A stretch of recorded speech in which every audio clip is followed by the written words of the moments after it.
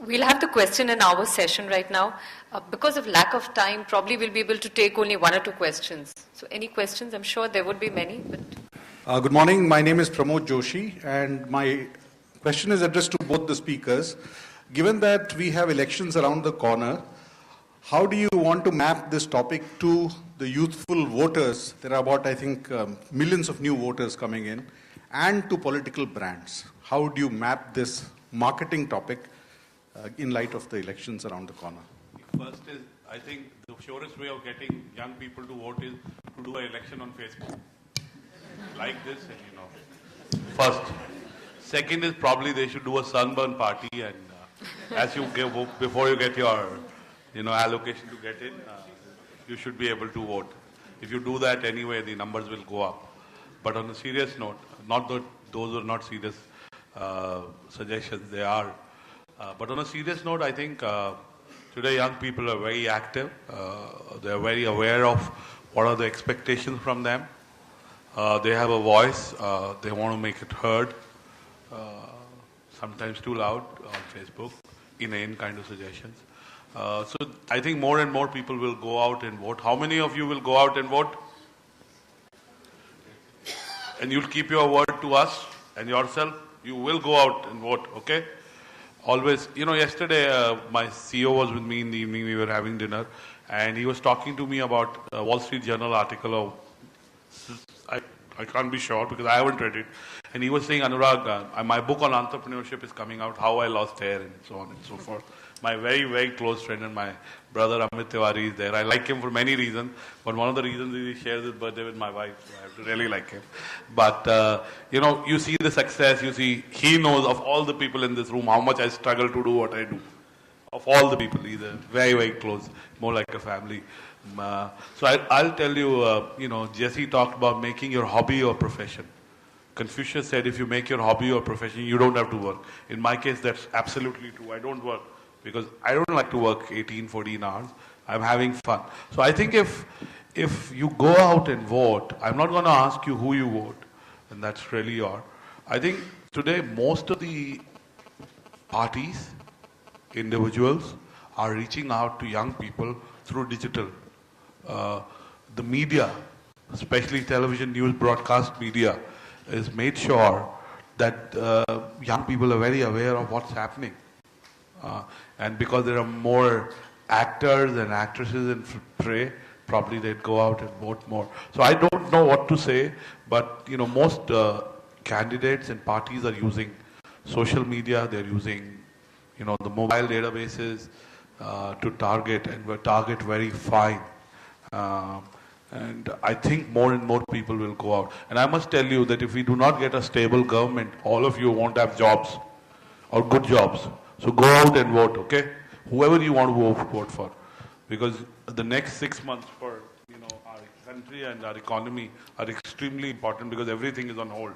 I was at our banking summit in Bombay, Business World Banking Summit, and the bankers were saying post-election and post-election. I said, what happens if we don't get a stable government? Is there a plan B? So I don't know. I don't have a plan B. And the choices are very limited. You have one certain kind of individual who's run a state well, but that state, even when we were in business school, had a second highest GDP. I'm talking of Gujarat, who has certain kind of credentials. Congress could have provided better leadership. Aam Aadmi Party, we have seen how capable they are of anarchy and creating confusion. That's not how, all of us want stable country.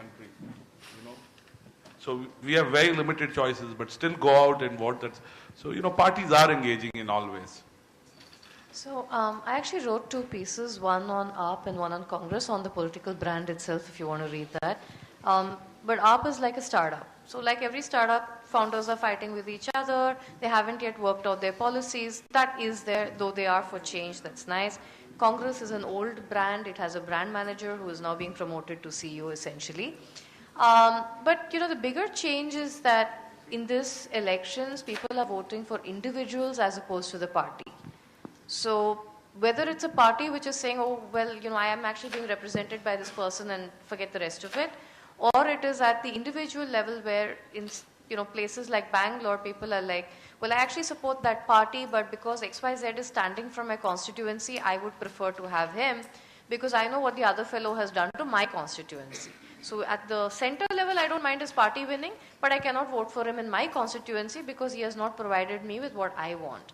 And I think that's a shift because previous elections, it was really about voting for a party, whereas this time, if I actually look on Facebook, there are so many posts, even from Chetan Bhagat, who in general doesn't make such reasonable statements, saying that let's cut across politics and just vote for a person that you respect. And in your constituency, it's not at the center level because typically the problems happen that you wanted a particular party to win, you voted for some random candidate in your constituency, and then you cannot complain that your constituency suffered because it's about the individual and whether he wants to do anything regardless of his party. Because I don't think we're so well run that we have parties which are cohesive brands and think the same way across all the states they win and so on. So I think, yeah, definitely there is a lot more awareness. I think Facebook has really helped in personalizing the message. Personally, I feel this is the first election where people are openly having discussions and saying, who are you going to vote for? In middle class India, it's never happened before. And it was a secret as to who you're going to vote for. But with Facebook, you know which party everyone's supporting. So it's a big difference. It's gone social.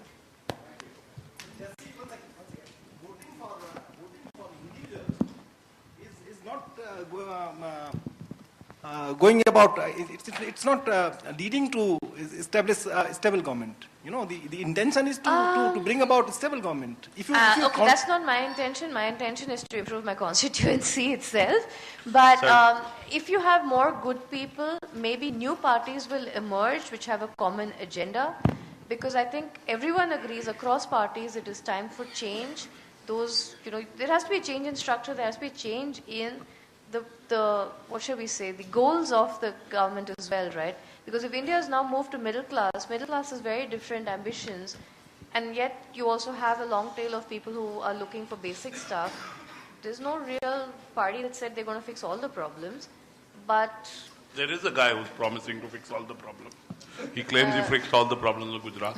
And he's saying, don't vote. I mean, it's not about the party. To him, the party doesn't matter. So there are individuals who think they're bigger than the party. Look at what he's done to his partymen in his state. So anyway, one person cannot change this country. Well, what I like to say is have some faith.